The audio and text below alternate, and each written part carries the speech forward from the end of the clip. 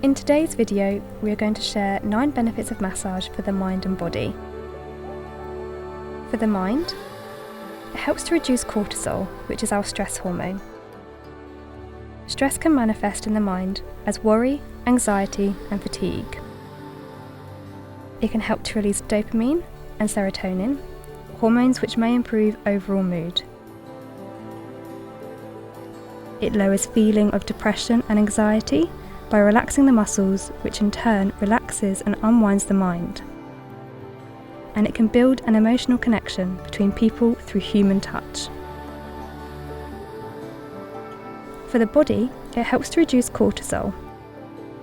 Stress manifests in the body as muscle tension, aches and pains.